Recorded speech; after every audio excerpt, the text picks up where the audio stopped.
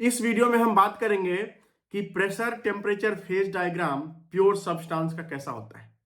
हम ये भी बात करेंगे कि किसी भी प्योर सब्सटेंस का प्रेशर टेम्परेचर डायग्राम वाटर के प्रेशर टेम्परेचर डायग्राम से कैसे अलग होता है, वो क्या डिफरेंस है। क्योंकि वाटर भी प्योर सब्सटेंस है, लेकिन वाटर का जो फेज डायग्राम होता है बाकी प्योर कंपोनेंट्स के फेज डायग्राम से अलग क्यों होता है और कैसा क्या अलग होता है। और मैं ये भी बताऊंगा दो बहुत इंपॉर्टेंट कॉन्सेप्ट कि वाटर का जो प्रेशर टेम्परेचर का फेज डायग्राम है उसका यूज जब लेक में वाटर फ्री हो जाता है कोल्ड कंट्रीज में या फिर इंडिया में भी जहां पे बहुत कम टेम्परेचर हो जाता है जैसे शिमला जम्मू कश्मीर में, तो फ्रीजिंग ऊपर क्यों होता है और नीचे का पानी जो है वो लिक्विड फॉर्म में क्यों होता है, क्यों रह जाता है। और फिर प्रेशर टेम्परेचर डायग्राम जो वाटर का है उसका यूज कैसे होता है जिससे कि जो लिक्विड वाटर नीचे का होता है वो कैसे लिक्विड रहता है और एक्वेटिक लाइफ को कैसे वो बचाता है। और इसका यूज स्केटिंग में, अगर आप आइस स्केटिंग कभी किए होंगे, आप कभी कभी आपने देखा होगा, तो उसमें कैसे इसका यूज होता है प्रेशर टेम्परेचर डायग्राम का, कैसे प्रेशर टेम्परेचर डायग्राम वाटर का आइस स्केटिंग में यूजफुल होता है, ये सब कॉन्सेप्ट मैं आपको बताऊंगा। नॉर्मली ये सब कॉन्सेप्ट आपको वीडियो नहीं मिलेगा यूट्यूब पे, तो ये बहुत ही इंपॉर्टेंट वीडियो है और बहुत ही अलग वीडियो है, लास्ट तक देखिएगा। तो चलो सबसे पहले हम बात करते हैं कि किसी भी प्योर सब्सटेंस का प्रेशर टेम्परेचर डायग्राम कैसा होता है। तो ये है आपका प्रेशर एक्सिस वाई एक्सिस पे और ये है आपका टेम्परेचर एक्स एक्सिस पे। तो किसी भी प्योर सब्सटेंस का जो प्रेशर टेम्परेचर डायग्राम होता है वो इस तरह का होता है।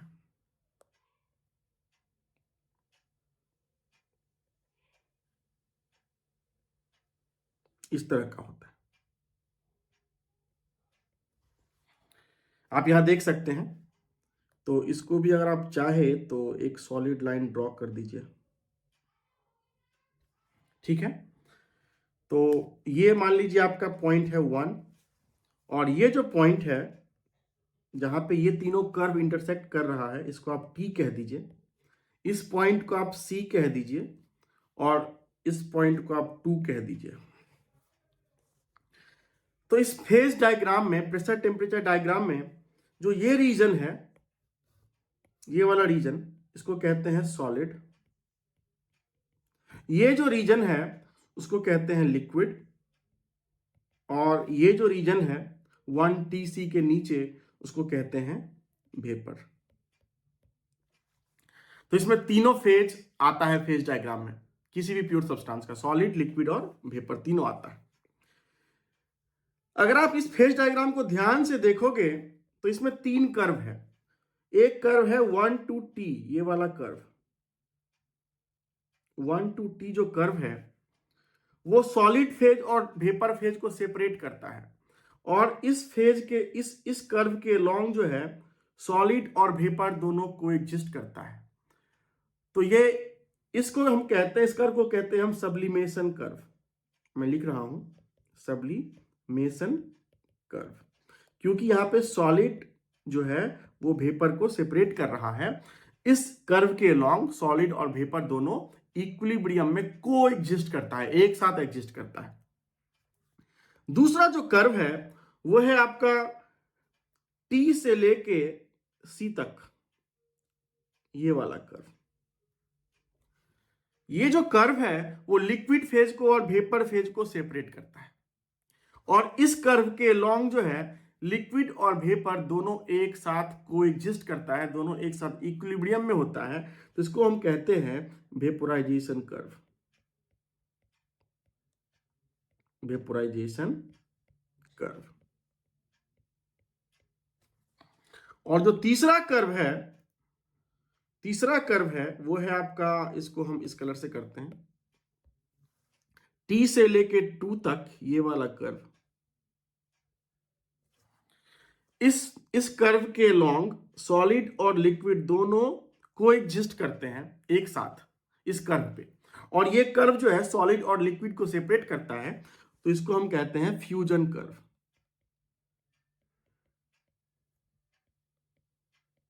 तो 3 कर्व हो गया आपका, सब्लिमेशन कर्व, वेपोराइजेशन कर्व और fusion curve.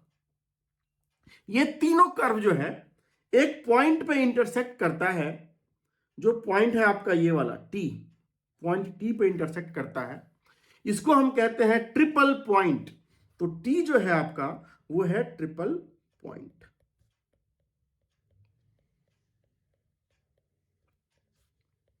Triple point, triple point को हम ट्रिपल पॉइंट क्यों कहते हैं? क्योंकि इस पॉइंट पे तीनों फेज, सॉलिड, लिक्विड और वेपर, तीनों एक साथ कोएग्जिस्ट करता है। All the three phases coexist, all the three phases coexist. तो इसीलिए इसको कहते हैं ट्रिपल पॉइंट। जो पॉइंट सी है, जहां पे आपका लिक्विड कर्व और वेपर कर्व एंड हो रहा है उस प्रेशर और टेम्परेचर पे, उसको हम कहते हैं क्रिटिकल पॉइंट, उसको हम कहते हैं क्रिटिकल पॉइंट। तो मान लीजिए पॉइंट सी पे जो टेम्परेचर है वो है आपका टीसी, क्रिटिकल टेम्परेचर, और जो प्रेशर है मान लीजिए ये है, तो मान लीजिए प्रेशर है पीसी, तो ये है आपका क्रिटिकल प्रेशर। अगर प्रेशर और टेम्परेचर दोनों क्रिटिकल पॉइंट से ऊपर हो जाए, मतलब ये रीजन अगर आप ध्यान से देखो तो जो ये रीजन है, ये वाला रीजन जिसमें प्रेशर और टेम्परेचर दोनों क्रिटिकल टेम्परेचर और क्रिटिकल प्रेशर से ऊपर हो गया, तो इस रीजन को हम कहते हैं सुपर क्रिटिकल रीजन। हो सकता है आपने नहीं सुना होगा इसके पहले, तो अभी मैं बता रहा हूं आपको। ये है आपका super critical reason, super critical reason. और किसी किसी बुक में आपको मिलेगा फ्लूइड रीजन भी, सुपर क्रिटिकल फ्लूइड या सुपर क्रिटिकल रीजन या फ्लूइड रीजन, जो भी कह लो, नाम से कोई फर्क नहीं पड़ता है बहुत ज्यादा। अब देखिए, अब अगर हम इसका डिग्री ऑफ फ्रीडम पे थोड़ा बात करें, क्योंकि ये डिग्री ऑफ फ्रीडम पे मैंने एक वीडियो बनाया था, तो थोड़ा सा अगर बात कर लें, तो अगर आप किसी भी कर्व के लॉन्ग डिग्री ऑफ फ्रीडम निकालना चाहोगे, चाहे वो 1 to t हो, चाहे 2 to t हो, मतलब चाहे किसी भी फेज कर्व के लॉन्ग 1 to t या फिर 2 to t या फिर t to c, अगर किसी भी कर्व के लॉन्ग अगर डिग्री ऑफ फ्रीडम निकालना चाहोगे तो वो क्या होगा? डिग्री ऑफ फ्रीडम होता है c minus P plus to. तो चूंकि ये हम प्योर कंपोनेंट की बात कर रहे हैं, तो ये सिंगल कंपोनेंट होता है, नॉर्मली एक ही कंपोनेंट होता है, तो 1। और किसी भी कर्व के लॉन्ग, चाहे वो 1 to t हो, सब्लिमेशन हो, चाहे फ्यूजन हो, चाहे वेपोराइजेशन कर्व हो, चाहे वेपोराइजेशन हो, इसमें क्या होता है, दो फेज एक साथ कोएग्जिस्ट करता है। जैसे कि सब्लिमेशन में सॉलिड और वेपर कोएग्जिस्ट करता है, फ्यूजन में सॉलिड और लिक्विड कोएग्जिस्ट करता है, और वेपोराइजेशन में सॉलिड वेपर कोएग्जिस्ट करता है। तो नंबर ऑफ फेजेस कितने होंगे? 2। तो 1 माइनस 2 प्लस 2, तो 1। इसका मतलब है कि किसी भी कर्व के लॉन्ग जो डिग्री ऑफ फ्रीडम होगा वो 1 होगा। इसका मतलब यह है कि किसी भी कर्व के लॉन्ग अगर आप एक पॉइंट फिक्स कर दिए, मान लो कि टेम्परेचर फिक्स कर दिए, मान लो कि आपने कहा कि हम वेपोराइजेशन कर्व पे हैं और ये टेम्परेचर है, तो अपने आप प्रेशर जो है वो फिक्स हो जाएगा इस वैल्यू पे। तो डिग्री ऑफ फ्रीडम 1 का मतलब ये हुआ। तो ये जो इक्विलिब्रियम कर्व है, चाहे वो सब्लिमेशन हो, चाहे फ्यूजन हो, चाहे वेपोराइजेशन हो, ये होता है मोनोवेरिएंट। मतलब इसका डिग्री ऑफ फ्रीडम जो होता है वो होता है 1। अब जरा किसी भी सिंगल फेज में बात कर लें, सॉलिड फेज में या लिक्विड फेज में या वेपर फेज में, किसी भी सिंगल फेज के लिए अगर बात कर लो, आप थोड़ा कलर बदल देते हैं, सिंगल फेज के लिए बात कर लीजिए आप, किसी भी, चाहे आप सॉलिड फेज में बात कर लीजिए, चाहे लिक्विड में बात कर लीजिए, चाहे वेपर में बात कर लीजिए, अगर आप इसका डिग्री ऑफ फ्रीडम निकालिएगा तो ये हो जाएगा फिर से c minus P plus to, 1 component 1 phase, क्योंकि आप सिंगल फेज की बात कर रहे हैं, तो ये हो गया 2। तो इसका मतलब है कि आपको डिग्री ऑफ फ्रीडम 2 मिला। मतलब आपको दो इंटेंसिव वेरिएबल फिक्स करने पड़ेंगे। आपको अगर कोई भी स्टेट डिफाइन करना है, मान लीजिए कि आपको सॉलिड में ही यही इसी पॉइंट का डिफाइन करना है, तो आपको प्रेशर भी बताना पड़ेगा कि प्रेशर कितना है और टेम्परेचर कितना है, क्योंकि सॉलिड में बहुत सारे पॉइंट्स हैं, इनफाइनाइट पॉइंट्स हैं। तो कौन सा पॉइंट, कितना प्रेशर, कितना टेम्परेचर, ठीक है। तो इसीलिए ये क्या हो गया, सिंगल फेज जो होता है वो होता है बाई वेरिएंट, मतलब इसका डिग्री ऑफ फ्रीडम जो है वो 2 हो गया। क्योंकि आपको सॉलिड फेज में अगर कोई भी पॉइंट लिखना है तो आपको दोनों कोऑर्डिनेट चाहिए, प्रेशर का भी और टेम्परेचर का भी। इस पॉइंट पे ये है, इस पॉइंट पे ये है, दोनों चाहिए एक साथ, तभी आप उसका स्टेट फिक्स कर सकते हैं। लेकिन किसी कर्व के अलोंग कोई एक ही कोऑर्डिनेट चाहिए, क्योंकि कर्व ऑलरेडी है ही, तो उस पर एक पॉइंट फिक्स करोगे दूसरा अपने आप फिक्स हो जाएगा। तो इसीलिए सिंगल फेज क्या होता है, वो होता है बाई वेरिएंट। और अगर आप बात करें ट्रिपल पॉइंट का, तो ट्रिपल पॉइंट का आप भी जानते हैं कि ट्रिपल पॉइंट का जो होता है डिग्री ऑफ फ्रीडम, अब जरा हम ये कलर चेंज कर देते हैं। ट्रिपल पॉइंट का जो डिग्री ऑफ फ्रीडम होता है आप जानते ही हैं, ट्रिपल पॉइंट का वो होता है F equal to C minus P plus two, so component 1 minus phase 3, because triple point पे तीनों फेज एक साथ कोएग्जिस्ट करता है, प्लस 2, तो ये हो गया आपका 0।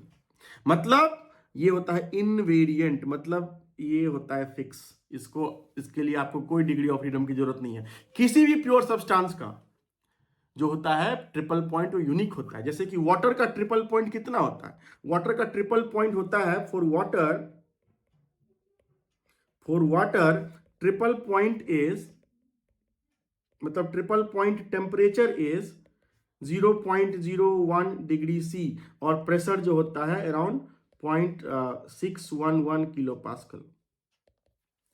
तो ये तो फिक्स होता है, इसमें आपको कुछ करने की जरूरत नहीं है, इसलिए जो ट्रिपल पॉइंट होता है वो होता है इनवेरिएंट। अब बात करते हैं पॉइंट सी का। पॉइंट सी को हम कहते हैं क्रिटिकल पॉइंट। तो आप क्रिटिकल टेम्परेचर क्या होता है ये बताइए। क्रिटिकल टेम्परेचर क्या होता है? क्रिटिकल टेम्परेचर वो टेम्परेचर होता है, उससे ऊपर अगर आप किसी भी वेपर को, क्रिटिकल टेम्परेचर के ऊपर अगर कोई भी वेपर या गैस है, उसको अगर आप कितना भी प्रेशराइज करोगे, उसका प्रेशर कितना भी बढ़ाओगे, तो आपको लिक्विड नहीं मिलेगा, आप चले जाओगे सुपर क्रिटिकल में।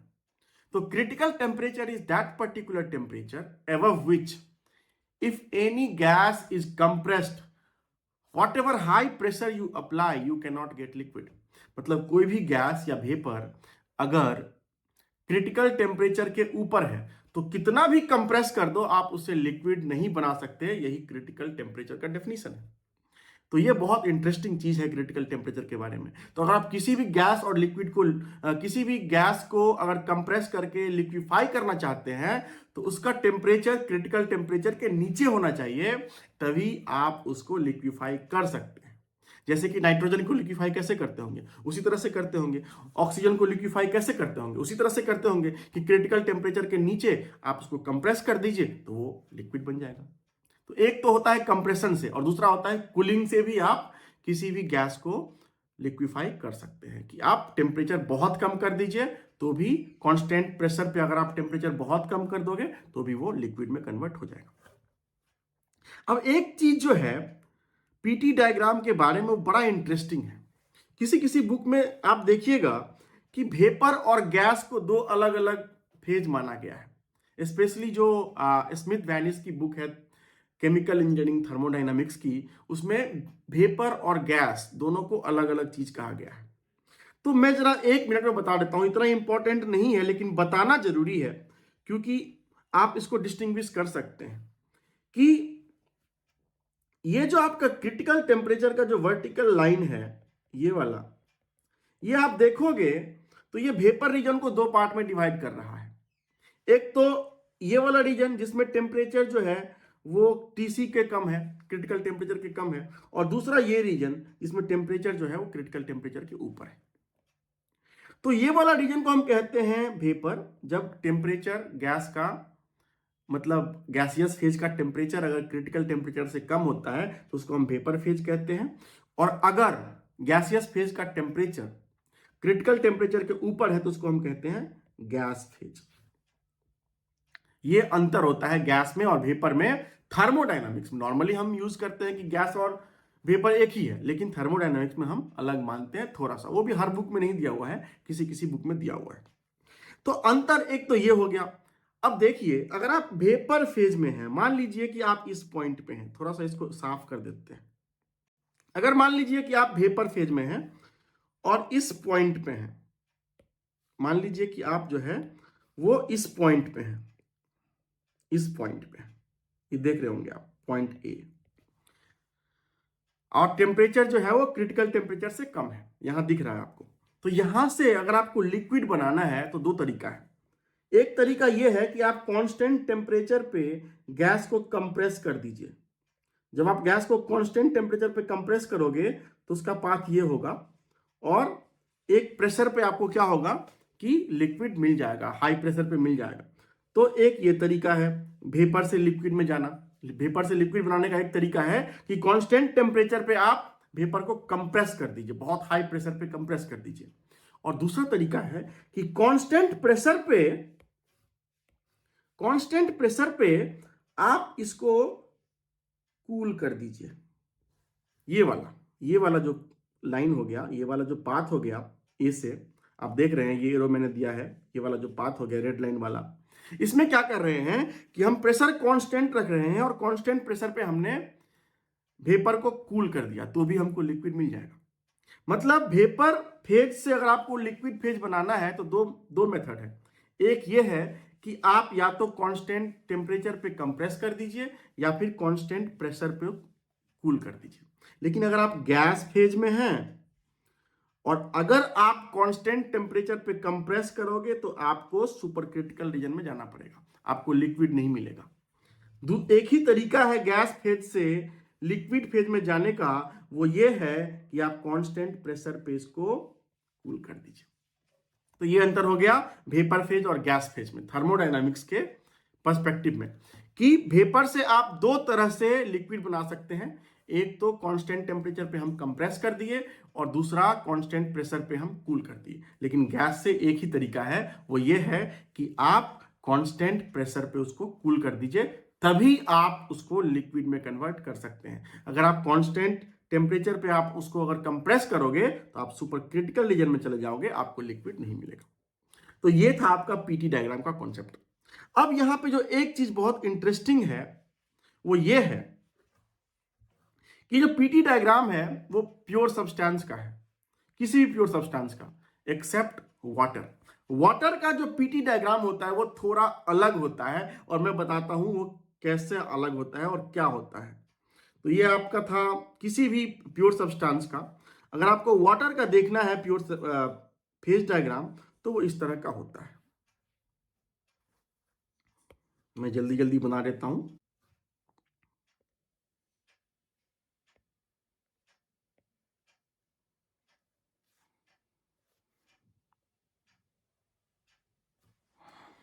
ये होता है इस तरह का 1, ये हो गया T, ये हो गया आपका C, और ये हो गया 2। ये हो गया आपका प्रेशर एक्सेस, ये हो गया आपका टेम्परेचर एक्सेस। ये है वाटर का, स्पेशली वाटर का। डिफरेंस क्या है? अगर आप देखोगे दोनों फेज डायग्राम को तो डिफरेंस है आपका ये जो T से लेके 2 का कर्व है, फ्यूजन कर्व जो है ना, तो देखोगे आपका जो फ्यूजन कर्व वाटर का है उसका स्लोप निगेटिव है, लेकिन दूसरे प्योर सब्सटेंस का जो फ्यूजन कर्व का जो स्लोप है वो पॉजिटिव है। तो यही डिफरेंस होता है। तो अगर इसी पे आप देखना चाहें कि किसी भी प्योर सब्सटेंस का अगर देखोगे तो ये होता है आपका, ये होता है आपका fusion curve. This is for any pure substance except water, और ये जो होता है वो स्पेसिफिकली होता है वाटर के लिए। ये एक और के लिए होता है, बिस्मथ के लिए भी ऐसा ही होता है जैसा वाटर के लिए होता है। तो वाटर, बिस्मथ एंड एंटीमनी, 3 ऐसे प्योर सब्सटेंस हैं जिसका फेज डायग्राम ये होता है। बाकी सब का फेज डायग्राम जो है वो ये होता है। तो नॉर्मली बिस्मथ और एंटीमनी के बारे में हम बात नहीं करते क्योंकि ये इतना यूजफुल नहीं है, बहुत ज्यादा यूज में नहीं आता, इसलिए हम कहते हैं कि वाटर की बात करते हैं। तो ये है आपका प्रेशर टेम्परेचर डायग्राम वाटर का। अब यहां पे देखो कि जो स्लोप है आपका फ्यूजन कर्व का वाटर के लिए dp/dt देखोगे तो ये निगेटिव है, ये वाटर के लिए। लेकिन बाकी प्योर सब्सटेंस के लिए जो होता है dp/dt वो होता है positive for other pure substances. तो इस कारण से क्या होता है, सिंस वाटर का जो स्लोप होता है फ्यूजन कर्व का वो निगेटिव होता है, तो इसका मतलब ये हुआ कि अगर वाटर का आप प्रेशर बढ़ाओगे तो उसका मेल्टिंग पॉइंट जो है वो घटेगा। आप यहां से देख सकते हैं कि मान लीजिए कि हम इस प्रेशर की बात करें, इस प्रेशर पे, तो इस प्रेशर पे मेल्टिंग पॉइंट क्या होगा, इस प्रेशर पे मेल्टिंग पॉइंट ये होगा, मान लीजिए T1। और अगर आप प्रेशर को बढ़ा दोगे, मान लो ये कर दिए, तो मेल्टिंग पॉइंट थोड़ा घट के हो जाएगा T2। तो प्रेशर बढ़ने से मेल्टिंग पॉइंट वाटर का घटता है, ये एक हो गया। दूसरा चीज जो होता है वाटर में अलग, वो ये होता है कि वाटर के केस में क्या होता है कि वाटर की जो आइस का जो डेंसिटी होता है, डेंसिटी ऑफ आइस जो होता है वो होता है less than density of water. ये सिर्फ वाटर के केस में होता है कि सॉलिड का डेंसिटी कम हो रहा है लिक्विड से, मतलब लिक्विड आइस का जो होता है वो होता है लिक्विड वाटर से कम होता है। मतलब सिर्फ वाटर के केस में सॉलिड फेज का डेंसिटी कम होता है वाटर से। तो इस कारण से क्या होता है कि जो आइस होता है वो वाटर पे फ्लोट करता है ना, आइस जो है वाटर पे फ्लोट करता है। और इसका दो जो है बहुत सिग्निफिकेंट एडवांटेज है, जब आइस वाटर पे फ्लोट करता है और जब मेल्टिंग पॉइंट जो है किसी भी मेल्टिंग पॉइंट आइस का जो है वो प्रेशर बढ़ने से वो घटता है। बाकी किसी भी प्योर सब्सटेंस का अगर प्रेशर बढ़ाओगे तो मेल्टिंग पॉइंट बढ़ेगा, बॉइलिंग पॉइंट भी बढ़ेगा। लेकिन सिर्फ वाटर ऐसा प्योर सब्सटेंस है जिसका मेल्टिंग पॉइंट प्रेशर बढ़ाने से घटता है। तो इसका जो एडवांटेज है वो ये है कि कोल्ड वेदर में, जिस कंट्री में बहुत ठंड होता है, इंडिया में भी ऐसे अगर हिमाचल में जाओगे या फिर उत्तराखंड के किसी रीजन में जाओगे या फिर जम्मू कश्मीर की तरफ जाओगे तो वहां पे बहुत कम टेम्परेचर हो जाता है ठंड के महीने में। तो उस कारण से क्या होता है कि लेक जो है वो फ्रीज हो जाता है। और जब लेक फ्रीज हो जाता है तो सिर्फ उसका अपर लेयर फ्रीज होता है, नीचे जो है वो पानी ही रहता है। ऐसा कैसे संभव है? ऐसा इसलिए संभव है क्योंकि जब वाटर का फ्रीजिंग होता है तो जब आइस बनता है, स्नो बनता है, तो जानते हैं कि हम स्नो का जो डेंसिटी है वो कम होता है वाटर से, इसीलिए वो वाटर पे फ्लोट करने लगता है। और जब वो पूरी तरह से स्नो बन जाता है, फ्रीज हो जाता है ऊपर का लेयर, तो क्या होता है कि वो जो लेयर बन गया है स्नो का, वो कोल्ड वेदर से नीचे के पानी को बचा के रखता है। इस कारण से नीचे का पानी लिक्विड ही रहता है और ऊपर जो है वो एक लेयर है आइस का, उसके ऊपर जो है वो कोल्ड वेदर है। तो अब टेम्परेचर कितना भी डाउन होगा ऊपर, मतलब एटमॉस्फेयर का, तो भी नीचे का जो पानी है वो सॉलिड नहीं बनेगा, वो लिक्विड फॉर्म में ही रहेगा। और इसका एडवांटेज ये होता है कि जो एक्वाटिक लाइफ है, जो उसमें मछली है या अलग अलग जीव जंतु हैं, उसकी लाइफ बच जाती है। ऐसा पॉसिबल ही नहीं है कि आइस में अगर एक्वाटिक लाइफ जो है वो बच जाए। एक्वाटिक लाइफ के लिए खतरा है अगर पूरा स्नो बन जाएगा तो। अगर मान लो कि पूरा लेक अगर फ्रीज हो गया नीचे तक, तो एक्वाटिक लाइफ पूरी तरह से खत्म हो जाएगा। लेकिन ये जो प्रॉपर्टी है वाटर का, जिसके कारण से वाटर का डेंसिटी जो है वो कम हो जाता है, आइस का डेंसिटी कम हो जाता है लिक्विड वाटर से, तो उस कारण से क्या होता है कि ये फ्लोट करने लगता है और ऊपर ही फ्रीज होता है, नीचे फ्रीज नहीं होता है, क्योंकि जो ऊपर का प्रोटेक्टिव लेयर बन गया है वो पूरी तरह से एक इंसुलेटिंग लेयर की तरह काम करता है कोल्ड वेदर से, जिस कारण से ऊपर टेम्परेचर कितना भी कम क्यों ना हो जाए एटमॉस्फेयर का, वो टेम्परेचर नीचे के वाटर को मेल्ट नहीं कर पाता है, नीचे के वाटर को आइस में कन्वर्ट नहीं कर पाता है, फ्रीज नहीं कर पाता है। जिस कारण से क्या होता है कि लेक में क्या होता है कि सिर्फ ऊपर का लेयर सॉलिड होता है, मतलब फ्रीज होता है, और बाकी जो है वो लिक्विड ही बचा रहता है, और इस कारण से एक्वाटिक लाइफ बच जाता है। तो ये एडवांटेज है आपका किस चीज का? एडवांटेज इसका है कि जो प्रेशर टेम्परेचर डायग्राम जो है वाटर का वो इस तरह से है कि जो आइस का जो मतलब जो मेल्टिंग पॉइंट होता है आइस का, वो प्रेशर बढ़ने से घट जाता है। और जो आइस का जो डेंसिटी है नहीं, इसका जो कारण है वो ये है कि आइस का जो डेंसिटी है वो वाटर से कम होता है, इसलिए आइस फ्लोट करने लगता है। दूसरा चीज जो है, जो मैंने कहा मेल्टिंग पॉइंट वाला, कि मेल्टिंग पॉइंट जो है वो प्रेशर बढ़ने से घट जाता है। नॉर्मली क्या होता है कि जो कोल्ड रीजन है, चाहे वो शिमला हो, चाहे वो मनाली हो, चाहे वो जम्मू कश्मीर हो, वहां पे बहुत सारे होते हैं स्केटर्स होते हैं जो आइस पे स्केट करते हैं, राइट? तो नॉर्मली क्या होता है कि फ्रीजिंग जो होता है ना, एटमॉस्फेरिक प्रेशर पे जो फ्रीजिंग होता है वाटर का, वो 0 डिग्री C के नीचे होता है। कोल्ड वेदर में 0 पे नहीं होता है, 0 के थोड़ा नीचे होता है। तो जो स्केटर होता है, तो उसका जो स्केट होता है वो थोड़ा टेपर्ड होता है, नीचे से इस तरह का शेप होगा, नीचे से इस तरह का शेप होगा। मतलब यहाँ पे एरिया काफी कम होगा जो आइस के कांटेक्ट में होता है। तो जब स्केटर उसके ऊपर स्केट लगा के उसके ऊपर खड़े होकर और स्केट करने लगता है, तो वो आइस पे बहुत ज्यादा प्रेशर एग्जर्ट करता है। और जब वो आइस पे हाई प्रेशर एग्जर्ट करता है, तो उसके कारण से क्या होता है, और प्रेशर ज्यादा क्यों एग्जर्ट करता है, क्योंकि उसका एरिया बहुत कम है, टैपर्ड है, इस तरह का होता है स्केट का शेप, तो एरिया बहुत कम है, तो और उसका वेट पूरा लग रहा है कम एरिया पे, तो प्रेशर बहुत ज्यादा लगता है आइस पे जहां पे वो स्केट कर रहा है। तो इस कारण से क्या होता है कि जब प्रेशर बढ़ जाता है तो थोड़ा सा आइस जो है वो मेल्ट हो जाता है। और जब आइस मेल्ट हो जाता है, मेल्ट क्यों हो जाता है, क्योंकि प्रेशर बढ़ने से उसका मेल्टिंग पॉइंट कम हो जाता है, तो और चूंकि टेम्परेचर कम है तो अब वो आइस जो है वो मेल्ट होने लगता है। तो जब आइस मेल्ट हो जाता है तो स्केटर को हेल्पफुल होता है। कैसे? क्योंकि वो जो आइस जब मेल्ट हो जाता है तो उसको ग्लाइड करने में आसानी होता है स्केटर को, मतलब वो एक लुब्रिकेशन का काम करता है स्केटर को, और स्केटर जो है वो इफर्टलेसली फिर मतलब कम एफर्ट लगा के वो स्केट कर पाते हैं आइस पे। तो ये बहुत ही इंटरेस्टिंग पॉइंट है, मतलब दो चीज है, दो फायदा है इस पीटी डायग्राम के का, जो जो अलग है वाटर का प्योर सब्सटेंस, उसका दो फायदा है। एक तो है एक्वेटिक लाइफ को बचाने में, क्योंकि आइस की डेंसिटी कम होती है वाटर से, इसलिए आइस फ्लोट करने लगता है। और दूसरा जो है वो ये है कि जो मेल्टिंग पॉइंट होता है वाटर का, वो प्रेशर बढ़ने से घट जाता है, और इस कारण से क्या होता है कि स्केटर्स को मूव करना आसान होता है। तो दोस्तों, अगर आपको ये कॉन्सेप्ट समझ में आ गया और आपको ये वीडियो अच्छा लगा, और अगर आपने अभी तक इस चैनल को सब्सक्राइब नहीं किया है, तो इस चैनल को सब्सक्राइब कीजिएगा और इस वीडियो को शेयर भी कीजिएगा। Thank you.